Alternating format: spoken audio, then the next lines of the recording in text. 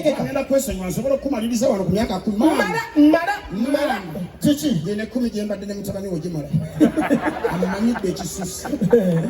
Ne bannange. Nebuuza Mukama Katonda yatonda omuntu bw'ati. Bannange mutunuulire.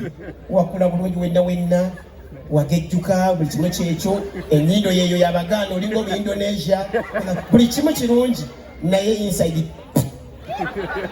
Temuli. Manyi speaker bano abantu obusungu bwe kumpi simanyi lwaki. Osegeera ndowooza nga bwali nti osegeera.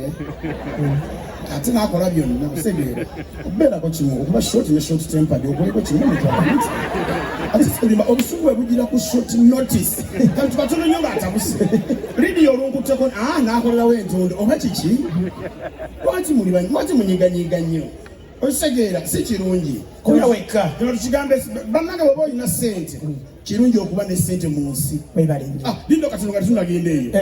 Tulina ndabye ku Spice Diana. Spice Diana. Hey, Kanwaka Stagial, where are you?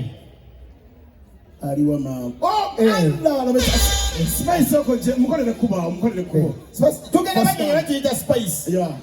DJ Pakaimba kenga wajia. Spice jangu. Aline Star Boss. DJ Nimrod. Spice jangu. Hey, ochimani Spicy. Ofana na Rihanna. Banana. Oliao mama 32. We got Spice in them, got on the abantu want to have him. Oli kutola rwaddi. Zembe yokusete kupangisha. Zembe yosete. Mama. Obedda ino deputy speaker tanda seka nyinyi kati ya bisanyu eri mutta. She will tooth you. Ajja kukula. Otogedde bubi. Si she will tooth you. Bagabata the tooth. Bado kalensinga kakutena naye waliwo oyo nonekeddemu. Ate muswaziza ku sheno. Simanyi. Mubiru lero nina. Lero lulwo. Oya katubuza. Kalebuza kuwandizwa funne. Nebo tayimba tubuze ko just. Alinda kwatayina nyimba atinga abantu bagalo bayimberemu kwatayina nyimba. Gwamanyi. Naze sintegese bulungi naye ndi musanyufu okubeera wano. Mwebale kwagira Madrat&Chiko. Mwebale nnyo ddala. Basajja bano mikwano gyange okumala ebbanga bankyalira nako ne balya emmere yange. Abyogere n'emmere. Yanangiradde ebijanjaalo mbufumba n'ebijanjaalo ewange. Spice ebijanjaalo birungi. Banange ofumba ebijanjaalo ebirungi. Mwe tulya ebijanjaalo. Kowo mujanjaalo gonzi. N'obanga ennyama ewuyabula. Olina ekijanjaalo ekirungi. Wumba lukatongole. Ojanjaleme wange Spice n'ebijanjaalo. Mulinde kulema. Abasajja bano bantu balungi nnyo era bagwana obuwagizi bwammwe bonna. Era Chiko, nange kangule nti wedda na buli omu agule nti.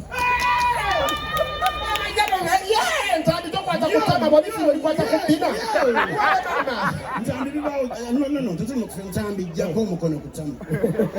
Ennaku emutta bagula nte maama. Yeetaano kino kuzikidde. Tule n'omuntu gy'abala. Ziba ku bayindi. Abayindi. Okwako Patani. Patana na Sanja Rajiv Katala na ngofira baya sala akawala mteke wana ozijenga kofi mama yono mwana o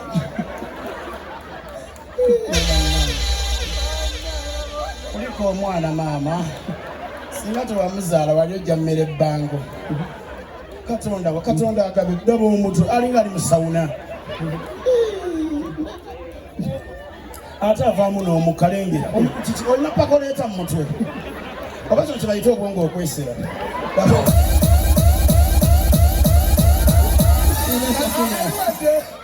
kati abayindi dewali tuwebuuzi Rajiv ne Paten kale kabikyuseemu lolo tabirimu Rajiv kale Sudini ate oli tata woli oli kisiru Sanja ne Patel.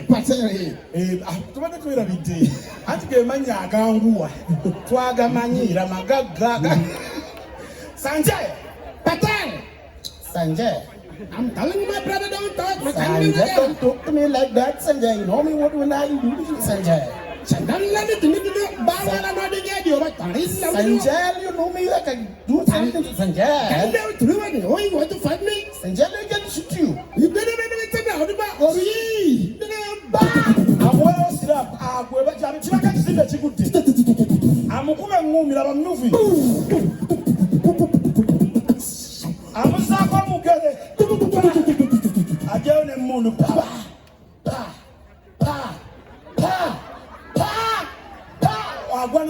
I know you want to do. I tell you, I'm assassin of Kuminata. No, but Mutanakuba. Bagamba Mukaziwe. Sanja for the Jamisi.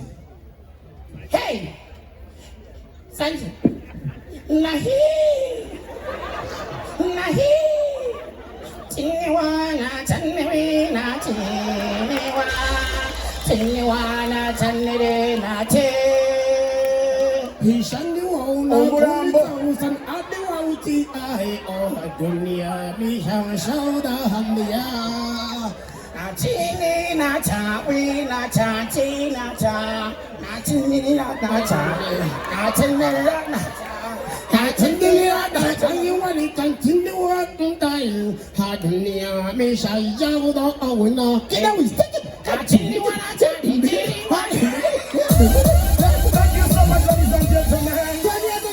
Thank you for appreciating. Thank you for coming. 10 years of Madrat&Chiko. Obudde butusala nnyo. Zino ze sawa mukaaga. Kati abantu babakuba amasimu. Nti waliwo ebigenda maaso bikiso. But of course tetuyinza kutabeebaza. Mwebale kujja Victoria. Visi webale nnyo. Mwena babaddewo. Afandesiwa, thank you so much. Galaxy FM, thank you so much. Leya. Nzi. Kumawo. Ulira amakage n'amasande nga n'omukazi yabuulirirwa. Hi, assalamu alaikum. Over we sawa zino. Mukimanyi mbadde ne kasimu. Mbadde ne kasimu. Niziba site ne kasimu. Ate kasimu yo buli woba nayo omutima siba nawo. No. I'm tired of you. Give me the kasimu. Kubira mulema. Give me the key of the Range Rover. Kaye katetekaniza. Butajja. Ulira. Mbangu vile. I'm tired of you. I'm sorry, okay. Bana ngene ndabyo sijagala. It's never happen again. Real. I love you. Nechigwa. Nene akokaganye mpunya akamwaye. Ndoka kanuni. No, just atomuko kuva wansi kujja balumu bwekuti. Okitegera tuwulira baka kasa akampi. Bannango banga otomedde. Bannango omukazi nga tebasoma. Okola nazo oli kubizu. Jangu. Ziyazingia mwana wafu ababiri. Oba wambwa kwe. Oba wambwa mwana isata ngala kulinga toya sama. Oba mtikama tabaka kulinga mayuga gembisi. Oba wabafuma. Nalo omuyiri toya sama kisega bwe siku chiri chonna. Wajja tukagwa tamala. Kolobwa genda osunga. Obwensi kulinga obwensi. Bwe mukasi kula kodo. Ba kwe. Zanda ko wambwa kwe. Wakada mbwa ali kumasimu. Ulida. Wakada ali kumasimu mbwa kwe. Kasiku tokubira kino. Kasiku we mwenda mpweyo. We mwenda embizeyo. Nyenda wafi. Nyenda astagafula. Kasiku omuvumi namu yagala. Watu haramu yakama. Ojimunyo naye agifaanana munno.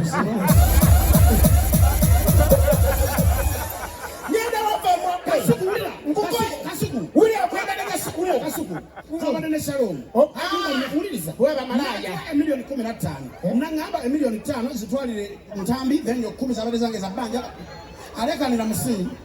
Ono na kampi wange yaleka. Mbagenda wabwe. Oyo ndagala mukwano. Kulikayo sose kula. Bazire banyabo. Wanyama ndakawe. Nokomayo bade kino. Mama simeti akulese. Odda ye waka. Wali odze yeke waka. Ngoyina akapiira mu nsawo akaboksi ngubera mu 3 olinamu 2 kamu kale kamu ne bakubuuza kendeze taaliyo gwe naawe jaga tutulaja obubiri bwalazeewo naye abasajja tulina defensive ze twekubira paasi paanooteba ne guyita konani yakimanyako oyo oddayo waka nga kalyaka kabunga kakali muwalet ate omukazi akibi bibeera mubumeka 3 okomayo waka omukazi abulabye owange olwo nyinyonnyola kyekyo taata nyinyonnyola taata okola promotion ya bwezi kikyekyo kisigapiira omanyi nga kabadde mu nsawo yo teweekasa mubiru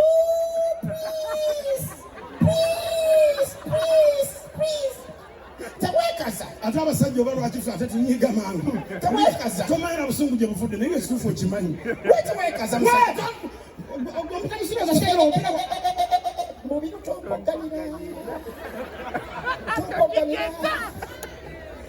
obupiira bwakati bakwanyiza okugamba n'ogaana bwani kasuku ate okuba yamutadde musawo nga simanyi kasuku mukubire esimu ankubira waki musajja atwali mirimu ki mukubire tulabe nga tonakubira kasuku obaako omula gwoyogera okubira kasuku yasembayo kale kasuku yasembayo kubira Shalom mukubire tulabe okuba esimu ya Shalom eri ku lawudi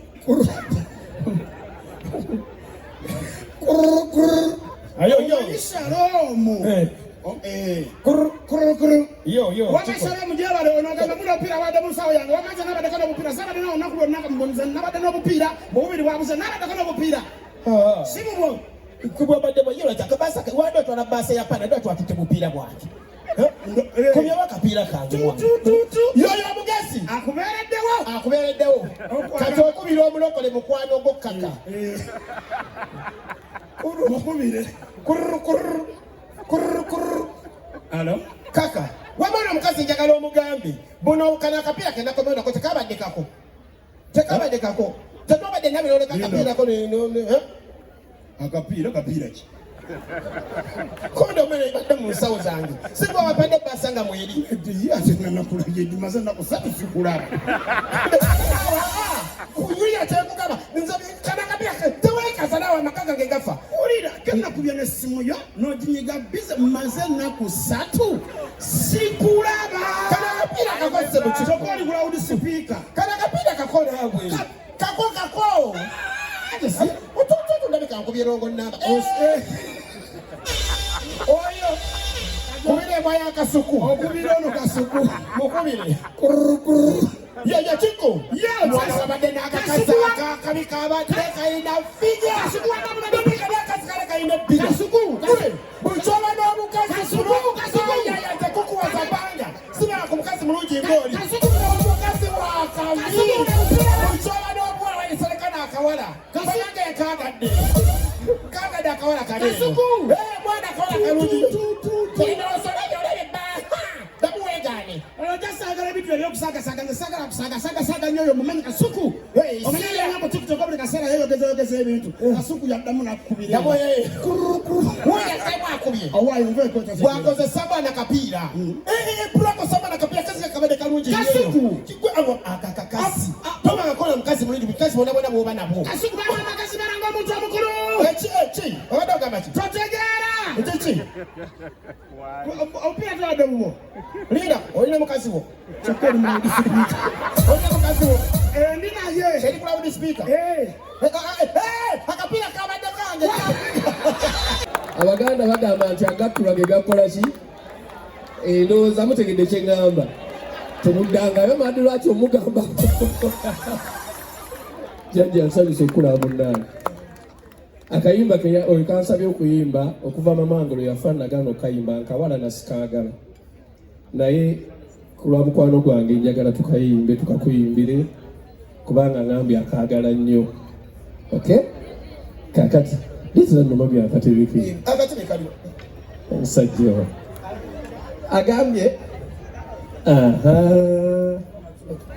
mulete sente muziwe mmange akamasente nkola n'abagagga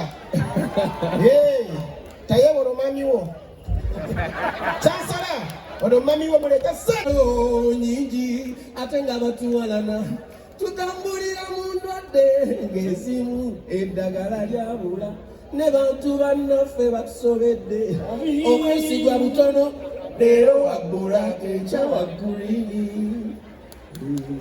kunguluwa lwedinda kulini mamimberinkazi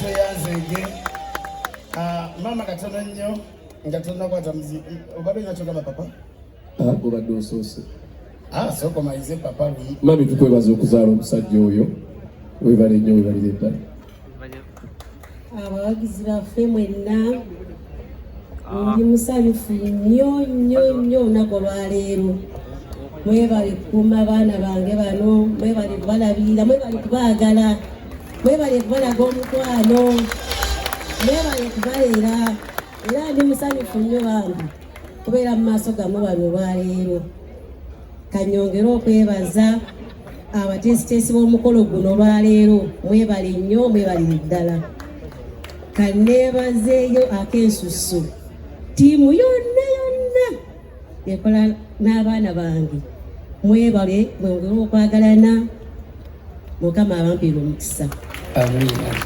twemujje mukama abaddizeewo bannange ekirabo kyemumpadde kino mukama abawa omukisa buli omu muzaale n'abalongo maama ekirabo kyusa olulimi ekirabo kye batuwa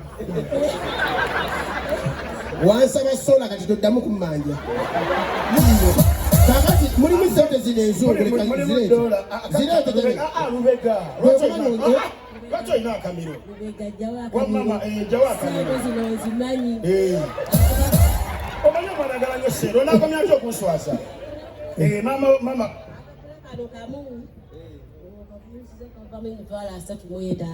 bawunsajja batwala emmange naye maama kale maama maama togenda mangu tukyaliwo ayinza siibula ng'ate papa nkuubirako matata wansonyi sikwagala wanontera okwebaza oyogera onjogera omugaga waffe zikusooka taata lwozifo omutuwuubireko bannange temuddamu kumbuuza era simanyi obumpi bwala mubulabye temuddamu kumbuuza era obumpi yabujja mubulabye sebo sipiika egyenva naye mama era mubasajja bonna notafunayo muwanvu ng'oli mumpi munzaleko nga ndi muwanvu abijja bigereke mama naye teyayagala kyokka maama we yakuzaala omanye abaana bebabazaala omuntu ajja n'akiraba ekyana n'agamba kati ze mama wange we yanzaala bantu bajja ne baga maama ekyo nga kiwanvu bulambubububu naye saasira maama nga yakakubawo omuntu yekanga nabwekanzi kati weesitule tugeze gwe maama weesitule maama di bulijjo oliri buto kakulike nagesaba ku munnyo wasole bajja okyaliwo woli basebo taata tubadde tusaba mutukkirize omugenyi waffe omugenyi waffe tulina abagenyi abakulu ab'enjawulo bangi mutusonyiwe tuweza myaka 10 maama namyalo tusanyusa okulaba maama namyalo maama mukubye omukyalo n'engalo ez'amanyi topushata tali ku byabufuzi bya kisiru tali ku byatifuzi simanyi nze mbagira nupu ererere tojja mu ofisi mwenna bwe mugendayo mwakwaniriza ositegeera olwo twatuukayo n'agamba mmwe baana bange n'agula emmeza 3 oyo gwe mulaba emmeza 3 oh god webale kujja mama namyalo basole bannyabo muzibu oyo tujja muyita tulinamu amabanja tujja kuyita tukunnyonnyole tulinamu obanja mukutwala jenofugito yatumanyi yatujja mu makooti oyo basole bannyabo mutukkirize tuyite abagenyi baffe abakulu speaker Vice Speaker, Deputy Speaker, nga werekeddwako ne Honorable Minister Nyamutolo nga werekeddwako ne Honorable Vice Chancellor mujje ne Honorable Seriko just ebigambo bibiri bannange bamala tusubule nako bala kuwulira bubi ne comedy baba twerekedde abayimbi bangi temunyiiga banne tuli Linda ko Madrat. So, Deputy Speaker, Madrat. Mama watu denga sima. Mama. Tabanga funi. Mudi wali. Mama wanga kubele. Bagaze bamwe sente nzungu bali manya agenze bugezi. Ngabo mugame nti sole wedde bali manya agenze wa kiseka kula. Tofurumanga tutonda bya wano waliwo banyugunya. Basaba ne banya kuti Speaker Thomas Tayebwa Vice Chancellor awerekeddwa ko ne Honorable Minister wamu ne Honorable Sereko ne Vice Chancellor ne balonda jang Patraja emukazi jala kwa bamugulira anti linda ko kuko bapaka tut oyo yasoko kubukamu wagenda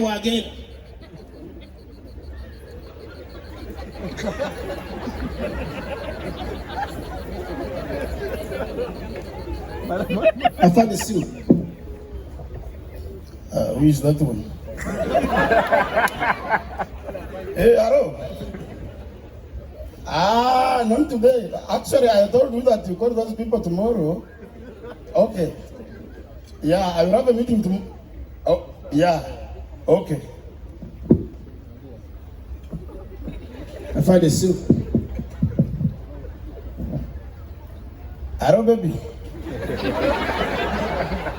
Yeah. No, I'm busy, but I will call you back later, okay?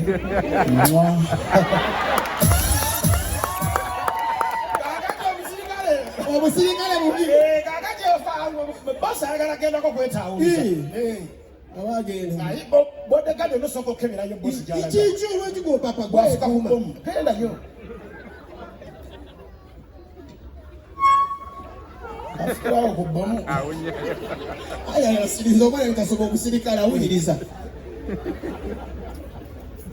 Ate gosobola obusirikale. Nyoko. Kuja afande. Asobola empaka afande simu. Wafukeno.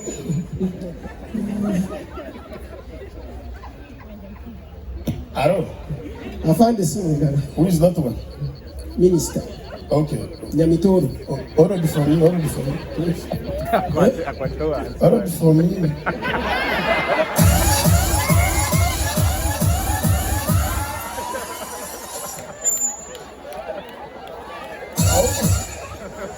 Okay, I'm done. Put it agonati. Trump bamukube sasi. Yali ayogera go Trump uze bodyguard. Yeah, Americans, I want to tell you something. Trump. Yes, I want to tell you guys. Trump bwata bamusirika sasi lyakwata kutu. Bali abasajja batendeke. Omusajja bamukwatirawo. Ne bamuta. Ne bampa sasi.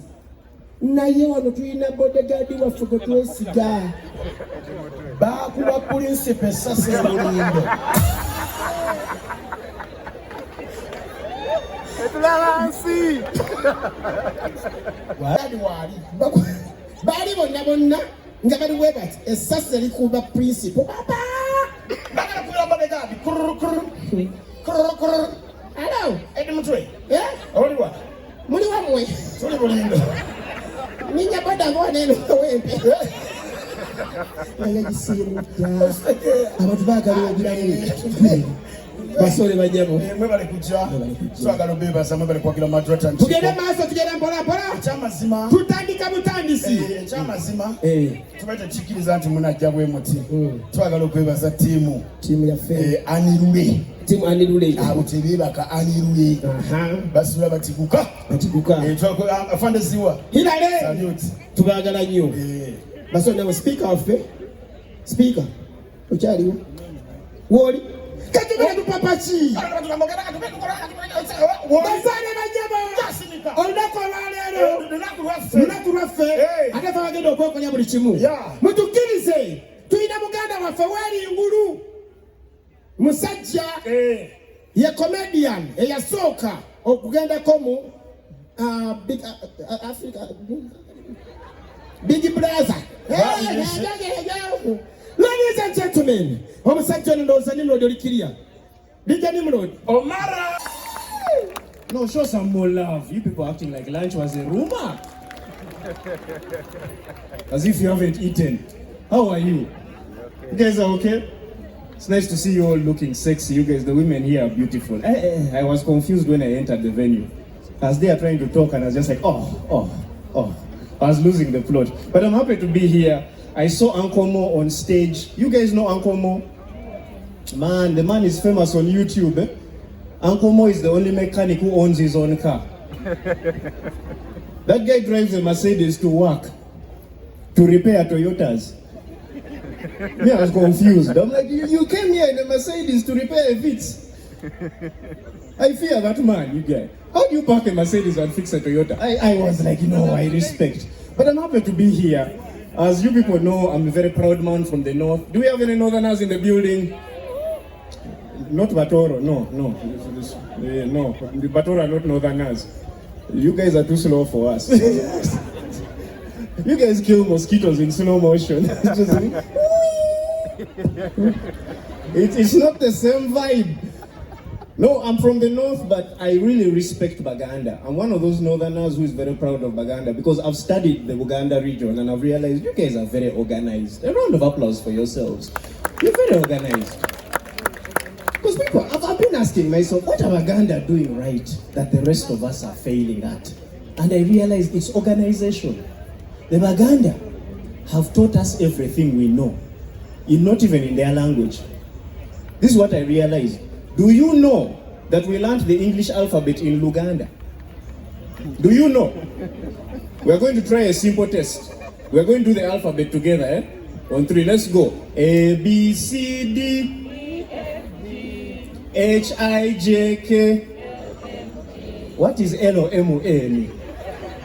Now, what do you mean L, O, M, O, N? What is L, O, M, O? L, O, M, O, N is not English. L, O, M, O, N is Luganda. L-O-M-O-N-E. And you see the pride, L-O-M-O-N-E. With a lot of energy. But that's why I respect Baganda. They will never leave their language out of anything. They will add their language in everything. One of my favorite activities is going for karaoke night. Who loves karaoke night? You know karaoke, you go and sing. Eh? The best people to go for karaoke night with are Baganda. Go with Baganda. You will not regret it because Baganda have to add their language in everything. Mbu, eti, kati, wo, we. Oh, no. They have to put all those words there. And me, I love it. I live for it. Those are the moments I enjoy. We go for karaoke night with my Baganda friends and we sing slow jams. One of my favorite songs of all time is by Boys to Men. It's called I'll Make Love to You. How many of you know it? You are old. And it's okay. Yeah. You're from the days when mobile phones had limited numbers. So the song goes like this. If you know it, sing along. Close your eyes, make a wish, and blow out the candle lights. 'Cause tonight is just your night. We're gonna celebrate all through the night. Now, that is part of the song. Eh? That is not Luganda. This is the Luganda remix because Luganda have to add their language. Close your eyes, Kati, make a wish, until blow out the candle lights. Wabula, tonight is just your night. We're gonna celebrate. Whoa, wait, go through the night. Luganda make me happy. You guys just excite me. I look at you and I'm like, you guys just make me happy. I went to Masaka recently. I'm never going back to Masaka. Because if there's one group of Baganda I fear, it's Baganda from Masaka. Baganda from Masaka don't care. Masaka is the only place I've gone to where I saw a Vitz, a Toyota Vitz, a small car like this. I saw a Vitz with a ladder on the back. Who puts a ladder on a Vitz? You know how small a Vitz is? A Vitz is here. You can step on a Vitz by accident. You can be walking and be like, oh, I'm sorry, I stepped on your car. Someone put a ladder, and the ladder had 2 steps, 1, 2, and it was a Vitz, proper, painted black with banana leaves on top. tires of a tractor. People in Masaka don't care. Like you enter the Vitz and it has like 3 different animals inside. On the dashboard there's cow. On the front of the car there's cow. On the front chairs, cheetah. The back chairs, tiger. And the number plate is Wololo. Then they write Too Fast, Too Furious. Sawasaja Wangare. Like you guys, this is what I like about Baganda. When you want to identify Baganda, you respect their king. You say Sawasaja Wangare, and they say, you guys are not Baganda. We are very few here. Do you know how you find Northerners? You guys know how you find Northerners? Piriling. You are there, and you see. No king, no culture, nothing. Just piriling. Someone shouts yoling. If someone is entering your house at night and you think it's a Northerner, just shout piriling. You get an answer. You found your criminal. The guy is there. I'm a very proud Northerner, by the way. Me, I'm one of those people who says it doesn't matter what tribe you are. It's okay. We can vibe. We can be friends. We're going to be bad days. But the problem with being friends with Northerners is our language is very brief. It's very short. Our words are short. We don't do long words with these things of, oh, you guys have names like Wobusobozi. Hey, give me, you know those examples of long Muganda names and what? Me, where I come from, or Jock, or Tim, or Kot, or Mara, those are 5 people. 5 different people. When you go to Banyankore, you have those things of Aineviona, what? For us, that is a whole tribe. You have named 10 people in my culture. You have finished my whole family. And we are proud of it. But I'm very hardcore Northern man. I'm so proud of my culture. I think one thing I'm going to do when I buy my second car is going to have the horn. It's going to be in Lao. It's going to be in my language. Instead of doing beep beep, you press the horn, it says Ole Ningo. You have to be gangster. It's like, what is this? It has to be like Ningo. And I'm going to put an alarm on my car that shouts in my language. Because I've realized Baganda know how to shout when they're in trouble. And I've learned from you guys, I've been studying you guys. The word war comes in every different situation. It can be at a wedding, it can be a robbery, it can be a new car, it can be a new house. As long as someone says war, you first have to wait and investigate. And what was that about? What is happening? So what I'm going to do when I buy my next car, the alarm is going to be in my language. When you touch my car, it's not going to be wee, wee, wee, wee. No. You touch my car.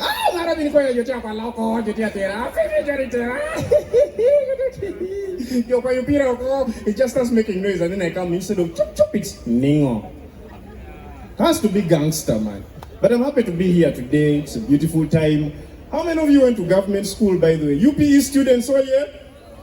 You're from UPE. Well done. You guys fought for Membe. Yeah. We are the people who fought for Membe. Yeah. You guys know Membe. So for the Bazungu who don't know what Membe is the best food in the world. It is the bottom layer of the portion. Someone said rice. We are coming to the rice. We are coming to the Membe rice. Membe is that portion. Primary school, after lunch, you find guys in the saucepan like this, just organizing themselves, trying to get Membe. And then the teacher sees you getting Membe, starts chasing you. But they have to chase you slowly because they also want the Membe. Because if they chase you and you fall down, you both lose. The teacher wants Membe. He's like, you run slowly. So that I catch you, you give me half and you go. But for me, I have made one thing. You know those things people say, oh, if she doesn't like your mother, it's a red flag. If he doesn't buy you gifts, it's a red flag. Me, I've learned. If your woman doesn't respect Membe, it's a red flag. Because like you said, rice Membe. Have you guys ever eaten rice Membe? Yeah. Membe of rice is different. That kind of nice golden one, eh? That golden one at the bottom, it is brown, it is beautiful, it is... You come, instead of scooping like this, you tear it slowly. Pole pole from the sides. And then you eat it. If you're my girlfriend, and you add water in the saucepan, before I've eaten the Membe, we are breaking up. Proper government school vibes, man. Me, in this day, I've decided, when I grow up, I want to be as famous as Michael Jackson. If you know Michael Jackson, let me hear you say, hey, hey. You people. Let me hear another. Here's what I like about Michael Jackson. Michael Jackson is the only guy who could do stupid things on stage and make them look good. Michael Jackson would get on stage and do random things. He used to sing like someone was disturbing him in the booth. Michael Jackson gets on stage and singing, "It's after midnight. Something creepy is crawling in the dark. Under the moonlight. Go away. You're like, boss, who is disturbing you?" Michael Jackson used to do random things. That guy would get on stage, grab his balls and shout. Just be like, "Ah!" And everyone's like, "Ah!" Women lose their minds. They're throwing underwear. They're like, "MJ, whoa, where?" And for you're standing there like, "Bananga, this guy doesn't have muscles. He doesn't have a chest. He doesn't have biceps. Nothing." But the man is doing very, very well. This is what I liked about Michael Jackson. Michael Jackson could take any song, and make it a hit. I like this song by P-Square. It's called "Do Me." Remember that song? If I do you, I do me. Man, dog of X, hey, if you do you, I do me. Eh? Hey. I like the MJ version, man. You don't say, "Kaka say they do me." No, not that stuff of the way you they do me, bichi. No. Picture MJ's version. "Kaka say they do me. And the way you they do me. I love the way you do me. Do me. I love the way you do me." Just out of the blue. MJ could make any song very nice. Michael Jackson died 15 years ago, but I was waiting for his collab with Suna Ben. I swear, I wanted a collab between Michael Jackson and Suna Ben on like a random song. Like MJ could take a song from Buganda region, a nursery rhyme, something like that. You know that song? Aksimbazi, banana matoke, kap chikopo, duram ngoma, elephant njovu, fish chenyanja, galo wala ne house renew. You know the jam. MJ version. First of all, it would start very dramatic. MJ jumps on stage and just stands there for 3 seconds, and the audience makes noise. Woo! Underwear flying, sweets, what, bichi, mobile money, all those things. Right? Then the guy looks at you.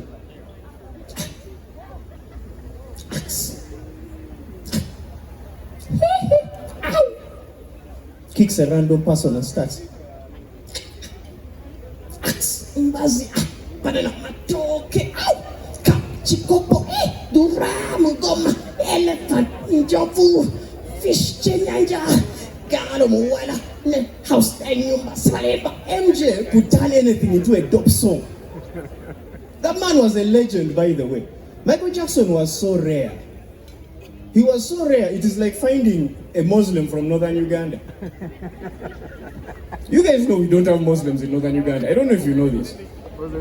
Have you ever seen a Muslim from northern Uganda? No, you haven't. Have you ever met anyone called Otim Sadiq? Ongom Muhammad? You ever met anyone called Hajat Yangwech?